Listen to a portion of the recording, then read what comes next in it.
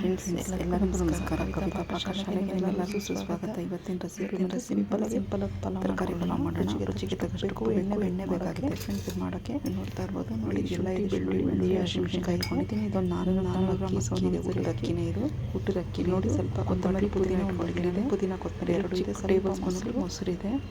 ನೀವು ನೋಡ್ತಾ ಇರ್ಬೋದು. ಒಂದು ಟೊಮೆಟೊ, ಒಂದು ಅರ್ಧ ಕ್ಯಾಪ್ಸಿಕಮ್, ಅರ್ಧ ಕ್ಯಾಪ್ಸಿಕಮ್ ಇದೆ. ನೋಡ್ತಾ ಇರ್ಬೋದು. ಇದೆಲ್ಲನೂ ಪಲಾವ್ ಐಟಮ್, ಪಲಾವ್ ಎಲ್ಲ ಇದೆ. ಕಸೂರಿ ಮೇಥಿ, ಸೋಂಪು ಎಲ್ಲ ಇದೆ. ಅರ್ಶಿನ ಧನಿಯಾ ಪುಡಿ ಹೊಡಿಬೇಕಾಗುತ್ತೆ. ಅಚ್ಕಾರ್ ಮಾಡೋದು ಮಸಾಲ ಇವತ್ತು ನೋಡಿ ನಾನು ಎಣ್ಣೆ ಹಾಕ್ಕೊಂಡಿದ್ದೀನಿ. 2 ಟೇಬಲ್ ಸ್ಪೂನ್ ಎಣ್ಣೆ ಹಾಕ್ಕೊಂಡಿದ್ದೀನಿ. ಪಲಾವ್ ಎಲ್ಲ ಹಾಕ್ಕೊಂತ ನೋಡ್ತಾ ಇರ್ಬೋದು. ಇನ್ನೂ ಈ ಥರ ಟ್ರೈ ಮಾಡಿ ಫ್ರೆಂಡ್ಸ್. ತುಂಬ ಅಂದರೆ ತುಂಬ ಚೆನ್ನಾಗಿ ಹಾಕ್ತಿದ್ದೀನಿ. ಸೋಂಪು ಕಲ್ಲವರೆಲ್ಲ ಬಿಡಲಿದ್ದೇನೆ. ವಾಸನೆ ಎಲ್ಲ ಕುಳ್ಕೊಂಡು ಚೆನ್ನಾಗಿ ಈರುಳ್ಳಿ ಹಾಕೊಂಡು ಚೆನ್ನಾಗಿ ಫ್ರೈ ಮಾಡೋಣ.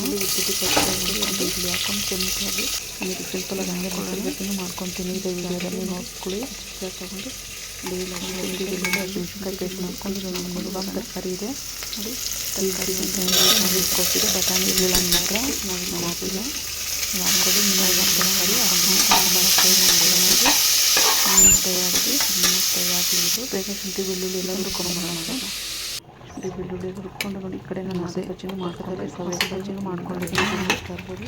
ಈ ಥರ ನೀರೆಲ್ಲ ಡ್ರೈ ಆಗೋದು ಬಿಟ್ಬಿಟ್ಟು ಈ ಥರ ಎಲ್ಲ ಯೂಸ್ ಮಾಡಿ ಬಿಸಿ ಬಸ್ಕೊಂಡು ಬಿಸಿ ಪಲಾವ್ ರೆಡಿ ತೆಗೆದು ಟ್ರೈ ಮಾಡಿ. ಪಲಾವ್ ರೆಡಿ ಆದರೆ ಲೈಕ್ ಶೇರ್ ಮಾಡಿ. ನೋಡ್ತಾ ಇರೋದು ಮತ್ತೆ ಸಿಗೋಣ ಫ್ರೆಂಡ್ಸ್.